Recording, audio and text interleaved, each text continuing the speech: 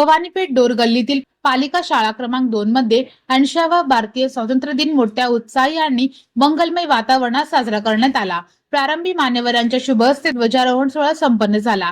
या प्रसंगी पालिकेचे माजी सभागृह नेते संजय कोळी, नगरसेवक राजकुमार पाटील, नगरसेविका स्वाती बडगू, समाजसेवक दत्ता बडगू व राम कभाडे, मानेसर, समाजसेवक दशरथ कसबे आदी मान्यवरांची प्रमुख उपस्थिती होती। ध्वजारोहणानंतर विद्यार्थ्यांनी कवायत सादर केली। विद्यार्थ्यांनी आपले देशभक्तीपर मनोगत व्यक्त केले।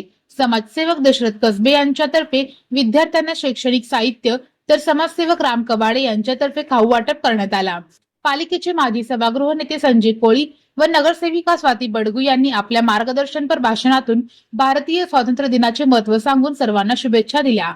स्वातंत्र्य दिनाचा सोहळा यशस्वी करण्यासाठी मुख्याध्यापिका संगीता जाधव, मिलिंद खंदारे, आशम्मा मुंडे, फराना तांबोळी, जयश्री जोडबावी, विलास पेटकर, संगीता पेटकर यांनी मोलाचे योगदान दिले। सोलापूर महानगरपालिकेची जी परिस्थिती चांगल्या प्रकारे या प्रभाग क्रमांक 3 मधील या शाळा क्रमांक 2 ने चांगल्या प्रकारे आज बघतो सगळ्या विद्यार्थ्यांना एकाच ड्रेसमध्ये आणि आजची संख्या बघितलं तर ही शाळा चांगली प्रगती करत आहे असं मला काय यामध्ये कुठेही संकोच नाही। मॅडमने म्हणल्याप्रमाणे इथल्या सुविधा चांगल्या प्रकारे दिल्या तर पुढच्या वर्षी ह्याच्यापेक्षाही जास्त पटीने या शाळेमध्ये विद्यार्थी येण्याची संख्या वाढेल।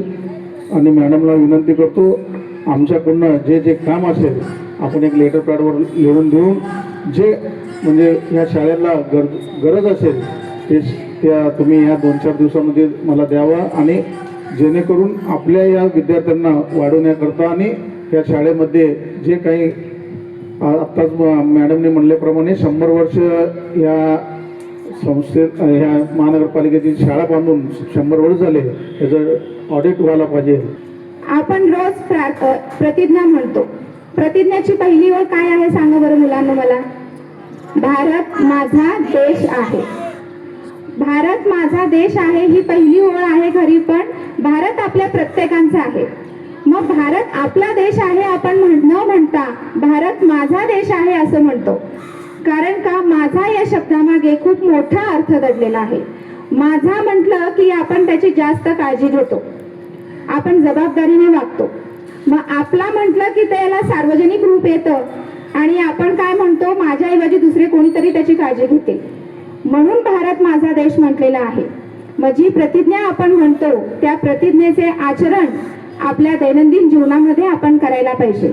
देशभक्ती, देशसेवा हे आपल्या आचरणातून दिसायला पाहिजे। 15 अगस्त 1947 को हमें आजादी मिली थी। हमारे महान सेनानियों ने आजादी के लिए अपनी जान तक कुर्बान कर दी। उन्होंने आजादी के लिए अपना सब कुछ न्यौछावर कर दिया।